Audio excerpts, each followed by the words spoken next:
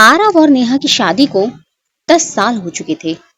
शुरू के कुछ साल बहुत खूबसूरत थे। छोटी छोटी खुशियां, हंसी मजाक, देर रात तक बातें और साथ बिताया हर पल।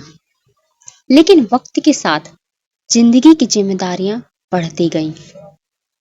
आरव ऑफिस के काम में डूबा रहने लगा और नेहा घर, बच्चों और परिवार की जिम्मेदारियों में।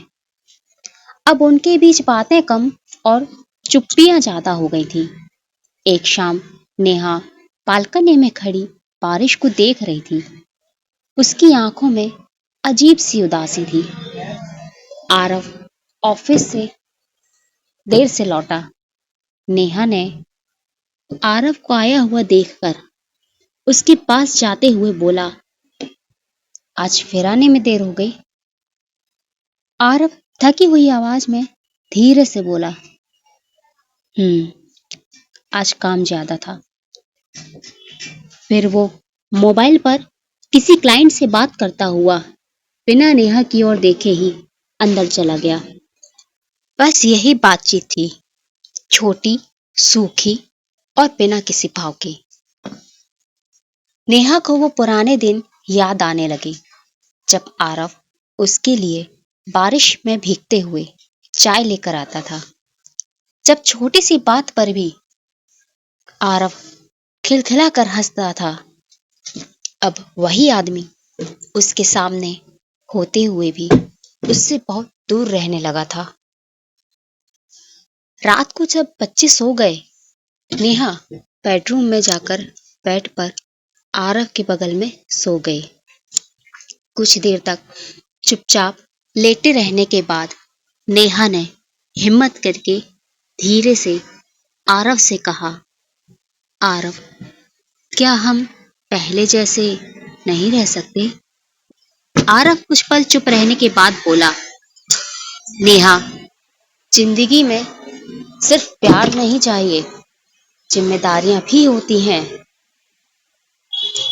नेहा की आंखों में आंसू आ गए। वो भरे गले से बोली, तो प्यार, क्या उसकी कोई जिम्मेदारी नहीं है? आरव ने कुछ नहीं कहा। वो मुड़कर सो गया। दिन बीतते गए। नेहा अंदर ही अंदर टूटती जा रही थी। वो मुस्कुराती थी, बच्चों का ध्यान रखती थी, लेकिन उसका दिल खाली खाली सा रहता था।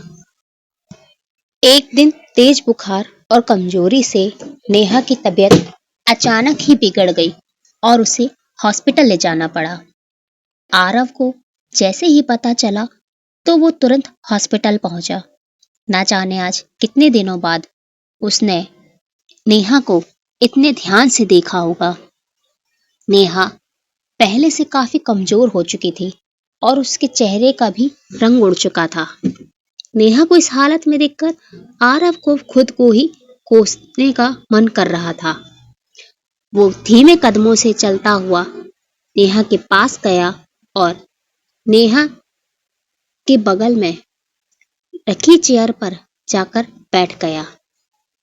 नेहा भी अपनी आंखों में दर्द भरे हुए आरव को ही देख रही थी।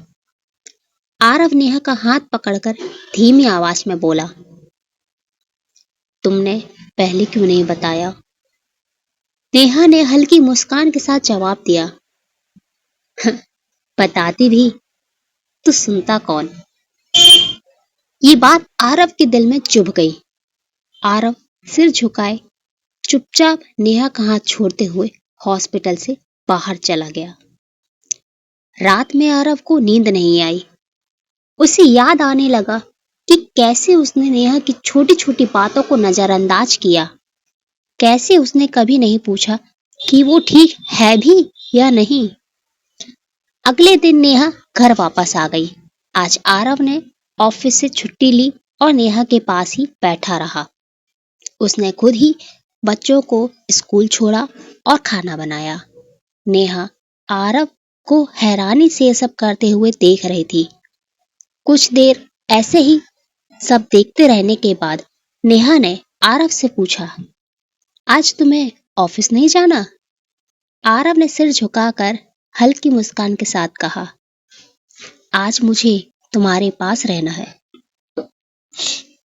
नेहा की आंखें भर आई। शाम के समय आरव नेहा के साथ बालकनी में चेयर पर बैठा हुआ ना जाने आज कितने दिनों बाद खुले आसमान की तरफ देख रहा था। उसने आसमान की तरफ ही देखते हुए धीमी आवाज में नेहा से कहा, मुझे माफ कर दो, मैं तुम्हारे दर्द को समझ ही नहीं पाया। आरव की बात सुनकर नेहा के आंसू छलक आए। वो अपने आंसू पोंछते हुए आरव से बोली, आरव, मुझे तुम्हारे पैसों की नहीं, तुम्हारे वक्त की जरूरत है। आरव ने अब नेहा की तरफ देखते हुए उसका हाथ थाम लिया। वो नेहा की आंखों में देखते हुए बोला, अब मैं कोशिश करूंगा। नेहा ने उम्मीद भरी नजरों से आरव से कहा, कोशिश नहीं, साथ चाहिए। दिन बीतते गए। धीरे धीरे अब दोनों ने एक दूसरे को फिर समझना शुरू किया। आरव अब रोज कुछ समय नेहा के साथ बिताता, बिना मोबाइल, बिना ऑफिस की बातें किए। एक शाम दोनों छत पर बैठे थे। ठंडी हवा चल रही थी। नेहा ने मुस्कुराते हुए आरव से कहा, आज तुम मेरे पुराने आरव लग रहे हो। आरव ने भी हंसकर जवाब दिया, और तुम मेरी पुरानी नेहा। समय के साथ उनका रिश्ता पहले से भी ज्यादा मजबूत हो चुका था, क्योंकि अब उनके बीच सिर्फ प्यार नहीं, समझ और सम्मान भी था। नेहा ने महसूस किया कि प्यार सिर्फ साथ रहने से नहीं, बल्कि एक दूसरे को समझने से मजबूत होता है। और आरव ने यह सीखा कि रिश्तों को समय देना भी उतना ही जरूरी है जितनी जिम्मेदारियां निभाना। इस कहानी से हमें यही सीख मिलती है कि प्यार को जिंदा रखने के लिए सिर्फ वादे नहीं, वक्त और समझ भी चाहिए।